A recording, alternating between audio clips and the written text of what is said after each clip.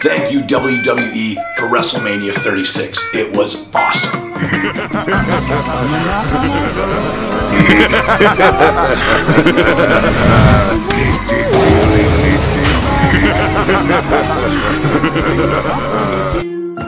you, Sinnbody. This episode of Sinndiculousness is brought to you by McNeil Engineering and Koolsville Tattoos. Damn. As I check my weird mail, I see that JabroniPlanet at yahoo.com asks, "Hey Sinnbody, what's the weirdest match that you have ever been in?" Let me think about that. Well, Jabroni, I would have to say off the top of my head is a toss-up between the time that I wrestled Gangrel, the Vampire Warrior, in a Michael Jackson knife fight where we actually had machetes and our wrists were taped together while Beat It played over the loudspeakers. Or there was that time when I wrestled myself in an Inner Demons match and Kevin Sullivan was the guest referee. You know what I'd like to see? A Michael Jackson knife fight. What?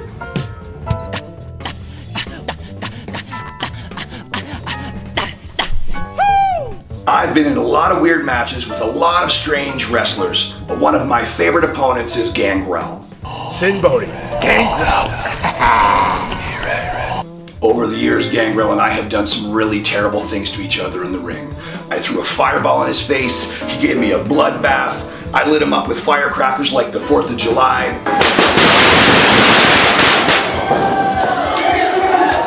I even had him prance barefoot through a landmine field of mousetraps. He has thrown everything at me and the kitchen sink in all sorts of crazy matches. One of the craziest matches that we ever had was the Michael Jackson knife fight. A Michael Jackson knife fight? And they didn't even invite Joey Ryan to play? My corner man for this match was Clownus, and Gangrel had Count Smokula in his corner. Now, to make things even crazier, we had our wrists taped and we had real machetes. Not actors dressed up as machetes, we had real machetes. And people were losing their minds as we clanged and banged on each other. You could see sparks flying. It was insane.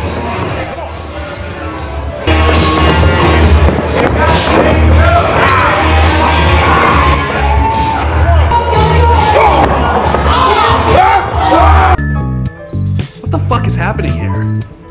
Freak Show Wrestling. Freak Show Wrestling is awesome. Inner Demons. That was a good one. I've even wrestled myself a couple times. I was in a 3-way dog collar match where I found myself monkey in the middle to 2 giant monsters. And to make things worse, I had Ryan Satin as the guest referee. Yeah, that little jerk from WWE Backstage. He was working at TMZ at the time and he was making my life a living hell. But thankfully, I had my manager, John Carl, who was a former WWE writer. Anything that John Carl would write on his magic clipboard would come to life. So when I found myself in trouble, John Carl simply went to his magic clipboard and wrote, "Sinnbody has Sinnbody stunt double, help save the day." And of course, Sinnbody number dos comes to the ring, helps me out, and I sneak the win. The evil us's were in control. And then that no-good Boogeyman decides to come in and wreck my evil plans. So I panicked and I threw the other me under the bus. Boogeyman clobbered the crap out of him, mama murdered him with worms, and I was livid. It's the Freak Show, and I'm the Boogeyman, and I'm coming to get you.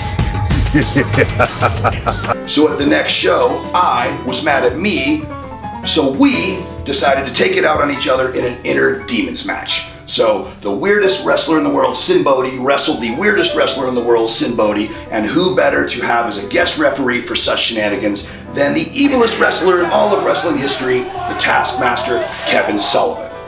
Dusty Rhodes himself told me that I was the second coming of Kevin and Sullivan. But if you get my way, I will tear your face off on your best day. You couldn't lace my boots!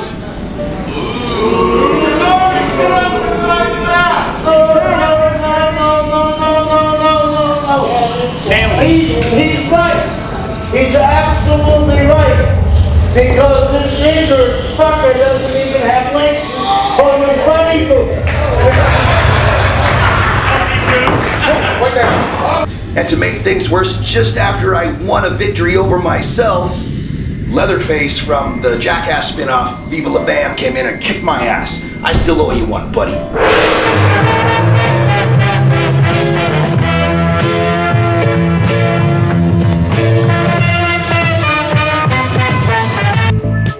Even Joey Ryan doesn't understand this. Fun fact. When me and Jake the Snake think something sounds a little dodgy, call that chocolate syrup. So one night at an indie show in Orlando, Florida, we're all wrestling and there's a bunch of crazy characters on the card. Larry Zbyszko, Leaping Lanny Poffo, and my fairy god brother, Jake the Snake Roberts. So Jake's out there wrestling and we're in the locker room all cutting up and all that stuff.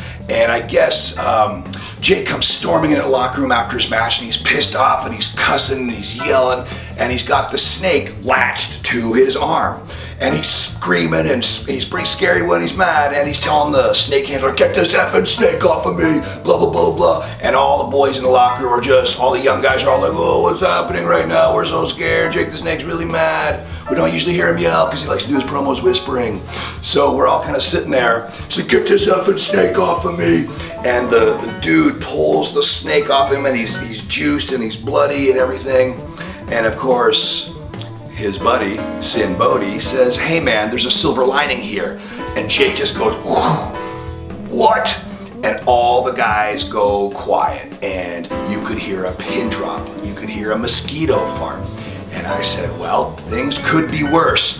And you could just see him seething and seething, like waiting for what the hell is gonna come out of my face.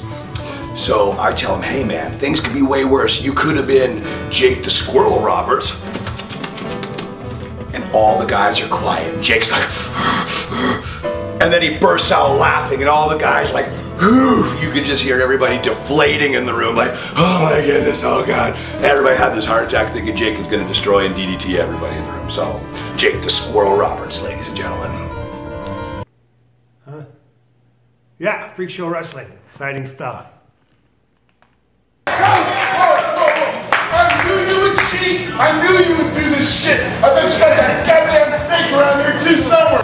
Convincing Scorch the Clown that a wild squirrel would be any sort of match for Jake the Snake and his snake during their DDP yoga match was totally inspired by the Jake the Squirrel Roberts story.